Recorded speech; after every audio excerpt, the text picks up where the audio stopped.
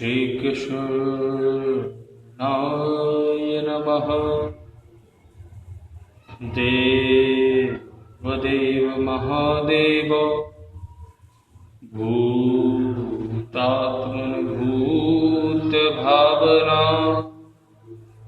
त्राहि नः शरणः पन्ना त्रैलोक्यो दहनाद्विषा कृष्ण त्वदीयपदपङ्कजपञ्जरान्ते अद्वैतमे विशतु मां न सिराजहंस प्राणप्रयाणसमये कफवातपित्तैः कण्ठावरोधनविधौ स्मरणं कुतस्ते। अघोरेभ्यो तु घोरेभ्यो घोरघोरतरेभ्यः सर्वेभ्यो नमस्ते। अस्तु रुद्ररूपेभ्यः। सभी भक्तगणों को श्रावण पर्व की, श्रावण माह की बहुत बहुत शुभकामनाएं, ढेर सारी शुभकामनाएं। श्रावण मास चल रहा है, पावन पर्व है, भोलेनाथ की भक्ति का समय है, आराधना करने का शुभ अवसर प्राप्त हुआ है। आप लोगों से कामना करते हैं निरंतर भगवान भोलेनाथ की भक्ति में लगे रहें, जिससे हम सभी का कल्याण होगा। ऐसी कामना से भगवान भोलेनाथ की कृपा आप लोगों पर निरंतर बनी रहे, ऐसी कामना करते हैं। और बहुत पावन समय चल रहा है, जगह जगह लोग भगवान भोलेनाथ की भक्ति में मस्त हैं और उनकी उपासना कर रहे हैं, अभिषेक कर रहे हैं।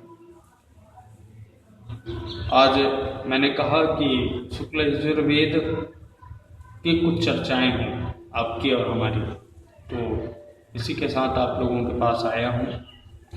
वीडियो के माध्यम से, लाइव के माध्यम से आप लोगों के सन्मुख हूँ। तो आज चर्चा करेंगे कि शुक्ल यजुर्वेद का एक भाग है जिसमें आप लोग अभिषेक करते हैं, उसे कहते हैं रुद्राष्टध्यायी। उसके मंत्रों से आप लोग अभिषेक करवाते हैं अपने घरों में, और जो वेद का अध्ययन किए हैं, वेद जानते हैं, समझते हैं, तो वह स्वयं वेद का पाठ करते हैं। और मयंक जी भी जुड़े हैं, बहुत बढ़िया वैदिक ब्राह्मण हैं, उनका भी स्वागत करता हूँ। तो उसी विषय में चर्चा करें। शुक्ल यजुर्वेद से लिया गया एक बहुत पावन ग्रंथ कहेंगे, और इसे अष्टाध्यायी कहा जाता है, रुद्राष्टाध्यायी। एक बहुत अच्छी मंत्रों की पुस्तक है, जिसके माध्यम से आप लोग अपने घरों पर, मंदिरों में रुद्राभिषेक करते हैं। तो उसी का पंचम अध्याय, जिसे हृदय माना गया है, तो पंचम अध्याय हृदय है, उसके विषय में चर्चा करेंगे कि लोग अपने घरों पर रुद्राभिषेक करवाते हैं, वैदिक ब्राह्मणों को बुलाकर मंत्रोच्चार करवाकर बहुत दिव्य रुद्राभिषेक होता है। परंतु रुद्राभिषेक वेद की भाषा के होने के कारण लोग उसका अर्थ नहीं जान पाते और श्रृंगी पकड़कर हाथों में ओम नमः शिवाय का उच्चारण करके अभिषेक करते हैं। तो वही मैंने आप विचार किया कि आप लोगों से चर्चा करूं, और जिनको ज्ञान नहीं हो इस विषय का, तो उनको हो सकता है इन के प्रकार मेरे माध्यम से उन्हें कुछ अच्छी बातें मिलें। तो इसी के सन्मुख यही बात रखने के लिए आप लोगों के पास आया था। अक्सर वेद जो है, वेद भाषा में, संस्कृत भाषा में इसका उच्चारण होता है।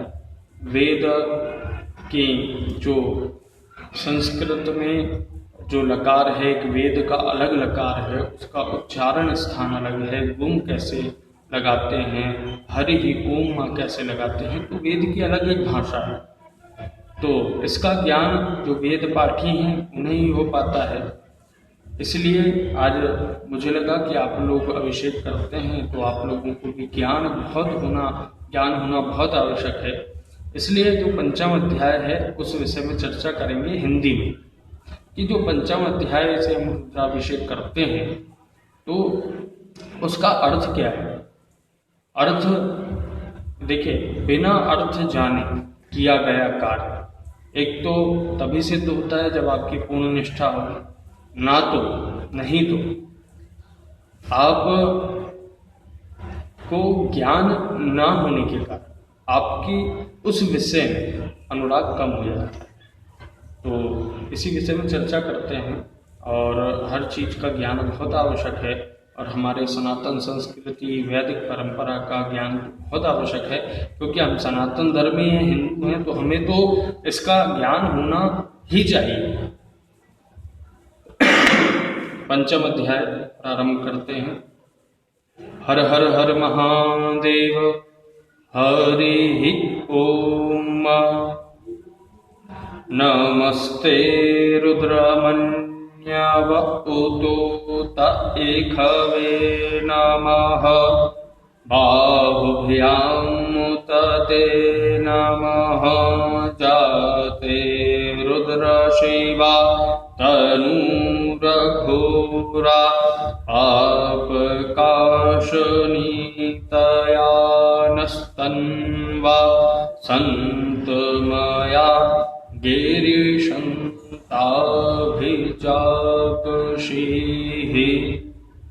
यह पंचम अध्याय का प्रथम मंत्र है। देखिए सज्जनों, रुद्राष्टाध्यायी के लिए इस पंचम अध्याय को समझने के लिए सबसे ज्यादा जरूरी है कि इस अध्याय में रुद्र का ही बखान किया गया है। सर्वम खलविदम रुद्र, इस भावना से इसमें पंचम अध्याय में बखान है। इसमें बताया गया है कि सर्वभौम जो सब कुछ है वह रुद्र है। जगत की जो भी सृष्टि है, जो भी करता है, वह सब रुद्र ही है और रुद्र ही करने वाले हैं। इसका बहुत अच्छा चरित्र चित्रण यहाँ पर बताया गया है। पंचम अध्याय को समझेंगे वह भी मात्र अपनी हिंदी भाषा में, क्योंकि क्या होता है, देखिए लोग ब्राह्मणों से अभिषेक, जैसा मैंने बताया, लोग ब्राह्मणों से अभिषेक करवा लेते हैं, परंतु उन्हें वैदिक मंत्रों का ज्ञान ना होने के कारण उन्हें कुछ समझ नहीं आता। और तो और कुछ ब्राह्मणों को भी वैदिक मंत्रों का हिंदी में अर्थ नहीं मालूम होता है। अपितु मुझे भी बहुत से मंत्रों का हिंदी में अर्थ नहीं मालूम है, क्योंकि जो गुरुकुल में शिक्षा दी जाती है वह पूर्ण रूप से वैदिक शिक्षा दी जाती है और हिंदी में अर्थ इसका बताया नहीं जाता, इसलिए यह अपभ्रंश हो जाता है, इसलिए इसका लोप हो जाता है। जो वैदिक ब्राह्मण हैं, वैदिक विद्यार्थी हैं, वह हर मंत्रों का हिंदी में अर्थ नहीं समझ पाते। इसलिए आज मैं आप लोगों को सन्मुख आया हूँ, उसी विषय में चर्चा कर रहे हैं और आपको जानना बहुत आवश्यक है, जिससे लोगों का भाव भगवान के प्रति और प्रगाढ़ होता है और ज़्यादा बनता है। और वेद तो समुद्र है और हमारा ज्ञान समुद्र के एक जल की बिंदु के मात्र है। रुद्राभिषेक कर्म में उपयोग होने वाली पुस्तक रुद्राष्टाध्यायी की चर्चा हो रही है। मंत्र आपको मैंने सुनाया, तो इसका अर्थ है यहाँ पर भगवान शंकर को रुद्र रूप में पूजा गया है, जैसा कि मैंने आप लोगों को बताया है। मंत्र में कहा गया है दुख दूर करने वाले और ज्ञान प्रदान करने वाले हे रुद्र, आपके क्रोध को मैं नमस्कार करता हूँ। यहाँ पर बात आती है कि कोई भी भक्त भगवान के क्रोध को क्यों नमस्कार करेगा। ये तो बात थोड़ी सी बची नहीं, परंतु ये बहुत साहित्यिक बात है और बहुत गूढ़ बात है। इसमें गूढ़ तत्व छुपा हुआ है। हे प्रभु, मैं आपके उस क्रोध को नमस्कार करता हूँ जिससे पापियों का नाश होता है। हे प्रभु, आपके बाणों को मैं नमस्कार करता हूँ। आप पिनाक पाणी हो, भगवान शंकर को पिनाक पाणी कहा गया है। आप पिनाक पाणी हैं जिससे राक्षसों का संहार होता है इस बाण से, और आप बहुत शांतमय, और मैं आपकी भुजाओं को प्रणाम करता हूँ। आपकी भुजाएं निरंतर ऐसे ही असुरों का संहार करते हैं। पहले मंत्र का अर्थ बहुत दिव्य है। दूसरा मंत्र प्रारंभ करते हैं। जामे भुंगेरिशंता हस्ते विवरखस्तावे शिवांगे रत्रतांकुरुमा हे गुंशी हे पुरुखं जगत। हे कैलाश पर रहने वाले और संसार का कल्याण करने वाले, हे कैलाश पर रहने वाले और संसार का कल्याण करने वाले और वाणी में स्थित होकर सुख देने वाले भोलेनाथ, भक्त प्रभु से कहता है कि हे प्रभु, आपका मंगलदायक सौम्य पुण्यकारी शरीर है, ऐसे शरीर को हमारी ओर देखें, अर्थात हमारी रक्षा करें। हे भोलेनाथ, हम आपको प्रणाम करते हैं। दूसरे मंत्र का बहुत दिव्य अर्थ तीसरा है। शिवेन वचसा त्वा गिरिशाक्षा वदामसि यथा नः सर्वं यज्ञयज्ञपुंसो मना अशोत। अर्थ सुनेंगे। हे रुद्र, जिस बाण को आप अपने हाथ में धारण करते हैं उससे आप पापियों का नाश कर मेरे पुत्र पौत्र गौ अश्व आदि की आप रक्षा करें। देखिए, पुत्र पौत्र गौ अश्व, लोग कहेंगे हमारे घर तो गौ भी नहीं है, अश्व भी नहीं है। ऐसा नहीं है। देखिए, ये भगवान की जो पूजन होती है यह सार्वभौमिक होती है। सर्वे भवन्तु सुखिनः सर्वे सन्तु निरामया। इस दृष्टि से हमारे भारतवर्ष का कल्याण हो। भारतवर्ष में जितने भी जलचर जीव हैं, थलचर जीव हैं, नभचर जीव हैं, गौ हैं, अश्व हैं, सभी का भोलेनाथ आप कल्याण करें। ऐसी भावना से मैं आपका वंदन करता हूँ, मनन करता हूँ और सुमरन करता हूँ। ऐसा दिव्य यहाँ पर भगवान के मंत्रों का, रुद्राष्ट अध्याय के पंचम अध्याय के मंत्रों का अर्थ है। अद्यावोचादाति वक्ता प्रथमो दैव्योऽभिककहिंश्च सर्वाजं भयन् सर्वाज्जातुधान्यो धराचेः पराशुभ। सज्जनों, इस मंत्र में भक्त भगवान शिव इंद्र की भांति कार्य मनवा रहा है। इंद्र की भांति, इंद्र जानते हैं, इंद्र हमेशा अपना फायदा देखता है। वैसे ही भक्त इंद्र की भांति भगवान से अपना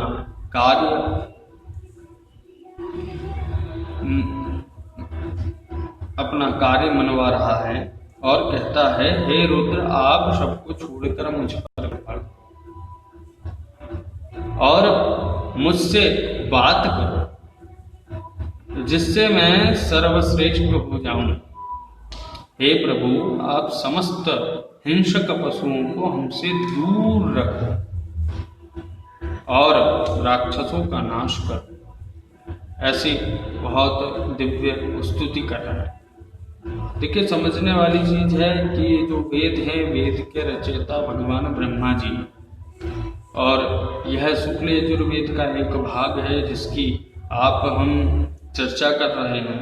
और जैसा मैंने बताया, सर्वदेवात्मको रुद्रः सर्वदेवात्मको शिवः, इस भावना से इस अध्याय में भगवान शंकर का बखान है। छठवां भी मंत्र बहुत अच्छा है। इसका अर्थ है सज्जनों, इस मंत्र में बताया गया है कि उदय के समय रक्त वर्ण और अस्त के समय रक्त वर्ण और जो अन्य समय है उस समय पिंगल वर्ण तथा शुभ वर्ण वाला यह सूर्य रुद्र आप ही हो।